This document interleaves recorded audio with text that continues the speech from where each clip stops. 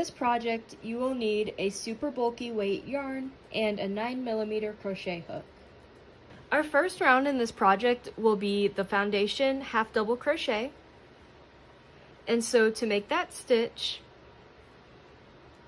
you will start with a slip knot, chain 2,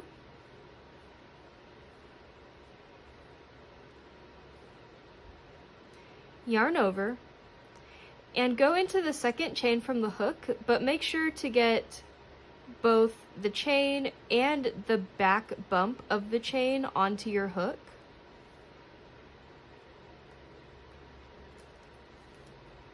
So now you'll have 4 loops on your hook, and you'll want to yarn over and pull through the first 2, yarn over, pull through 1, and yarn over, pull through all 3. Now the rest of the chains from here on out will be different than that first one, but it'll repeat the same all the way around the round. And so you'll go ahead and yarn over. And do you see where this first stitch forms a V right here? You'll want to go into that stitch, make sure you get both legs on your hook, yarn over, pull through the chain, yarn over, pull through 1, and when we do that yarn over, pull through the first one, we are making that chain, and then you yarn over, pull through all 3, and that is adding the half double crochet to the chain. Alright, yarn over, and we'll go into this last chain that we made, yarn over, pull through the chain, yarn over, pull through 1, yarn over, pull through all 3. And we'll just want to work this up until it fits comfortably around our head. I have an average female sized head and I used 38 stitches, so I'm gonna go ahead and work mine up, and I'll meet you back and show you how to join the round. Alright, I have made it to the end. I measured my head again, and this time I needed 40 stitches to fit around my head, so my tension may have been a little bit different, but whatever number of stitches you need to fit around your head comfortably is fine.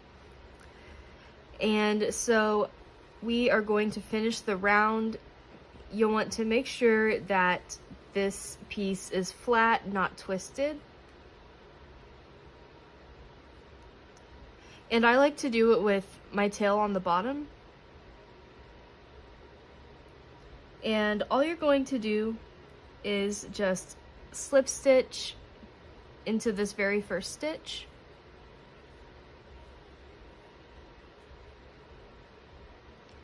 And I'm going to attach the bottom with the slip stitch later, but for now, we will go ahead and chain 2 and begin our next round. And for this pattern, we do not turn between rounds. Okay, so the rest of the headband is going to be worked in herringbone half double crochets. And so to make that stitch, you'll yarn over, go into your first stitch, yarn over, pull through, and then this yarn that you just pulled through, you will also go ahead and pull it over that first part of the stitch, and then yarn over and pull through these last 2 loops. And so this creates sort of a slanted look to the stitch. So let me show you that again. Yarn over, go into the next stitch, yarn over, pull through, and then pull that same loop through another loop, and then yarn over, pull through the last 2. Yarn over, into the first stitch, yarn over, pull through 1, and pull through 2. Sorry, my yarn got a little tangled. Okay, and then yarn over, pull through the last 2.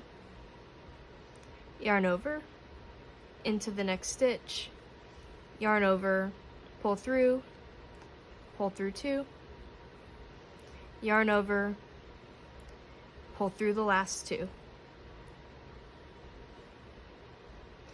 So we will continue to work this all the way around and I will meet you back.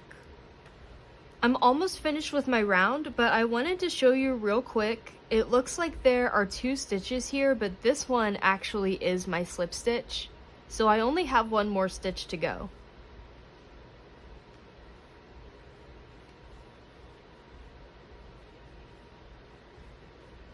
Okay, and then I will go ahead and slip stitch into this chain.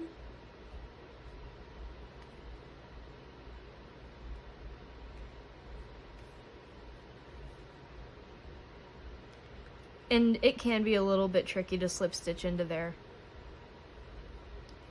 And then I'll go ahead and do another chain 2. And start my next row right here in this first stitch.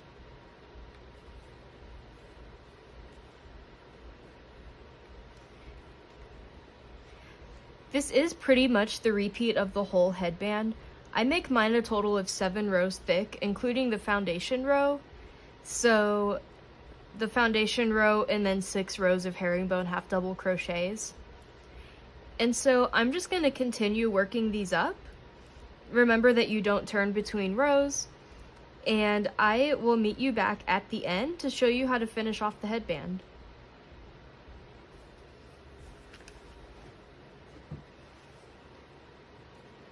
I am to the end of row 7, which means it's time to finish the project. So I'm going to end it with the slip stitch.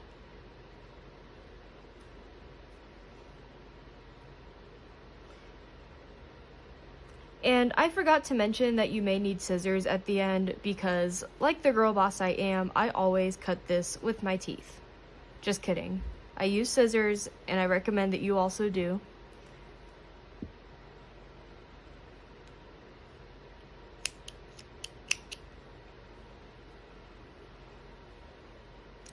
And I'm going to fasten off here and tie that into a really tight knot. And if you have a needle that's large enough, you can weave in your ends with the needle. I don't, so I'm just going to use my crochet hook. And first I'm going to do this end down here. I'm going to go ahead and put my hook through this first stitch. And I am going to grab onto this yarn and pull it down.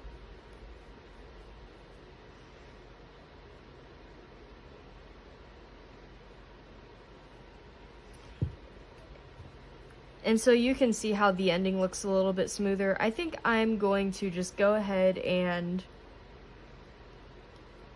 wrap this around. And well, guys, I apologize very, very profusely. I'm filming this on my phone, and I didn't realize that my phone was out of space, and so the recording just stopped, and I kept going, and I have finished the whole headband, but I'm gonna do my best to try and describe to you what I did. So that part of the tail that was sort of sticking out a little worse than the rest of it, where we left off, I had just inserted my hook here and pulled it through. The next thing that I did was I inserted my hook on this side while the yarn was underneath, and I wrapped the yarn around, pulled it back through, and then looped it around one more time through the back. So I inserted my needle, or my hook, I pulled the yarn through, and then I turned my headband inside out, and I inserted my hook underneath a few stitches. It looks like I did this one and this one.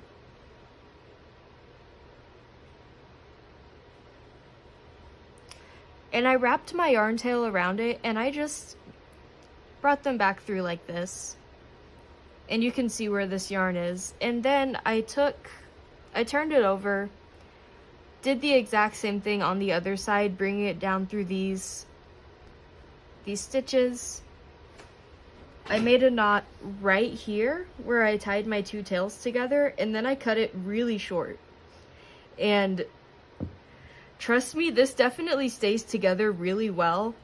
I couldn't undo it to film again, so there's that. But yeah, the thing that you'll want to watch out for when you do this is don't tie your tails too tight so that the headband like shrinks like that. You'll want it to have lots of room to stretch. Alright, well, that is the end of the tutorial. I'm so sorry that you didn't get to see me finish off that headband, but I hope the description of what I did still made sense. And now your headband is ready to wear. It did a really great job of keeping me warm. It was about 5 degrees when I left the house this morning, and my ears did not freeze at all. So this was fantastic. I will link to a few yarns that I recommend and to the crochet hook that I used. And I hope you guys have a great day. Bye!